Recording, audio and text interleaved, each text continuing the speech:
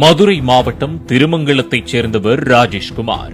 இவர் பெங்களூருவில் உள்ள ஐடி கம்பெனி ஒன்றில் வேலை பார்த்து வருகிறார். ராஜேஷ்குமாருக்கும் சென்னையில் ஐடி கம்பெனியில் வேலை செய்து வரும் அபிநயாவிற்கும் கடந்த வருடம் செப்டம்பர் மாதம் திருமணம் நடைபெற்றது. திருமணமான சில மாதங்களிலேயே ராஜேஷ்குமாருக்கும் அபிநயாவிற்கும் கருத்து வேறுபாடு ஏற்பட்டுள்ளதாக கூறப்படுகிறது. இதனால் இருவரும் தனித்தனியாக வசித்து வந்துள்ளனர். ஒரு கட்டத்தில் இருவருக்கும் கடும் மோதல் ஏற்பட்ட நிலையில் இரு தரப்பினரும் திருமங்கலம் மகளிர் காவல் நிலையத்தில் புகார் அளித்தனர்.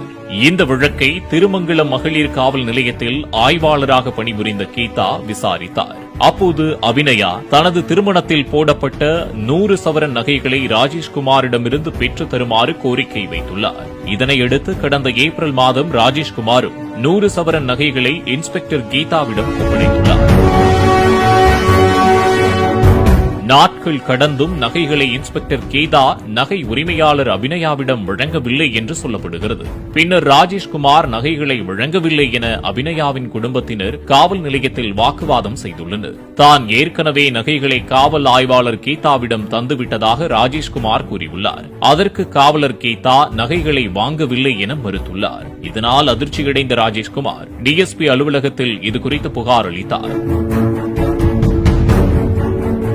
இன்ஸ்பெக்டர் கீதாவிடம் போலீசார் விசாரணை மேற்கொண்டபோது அதிர்ச்சி தகவல்கள் வெளியானது. கீதா தான் வாங்கிய நகைகளை நிதி நிறுவனத்தில் 43 லட்சம் ரூபாய்க்கு அடகு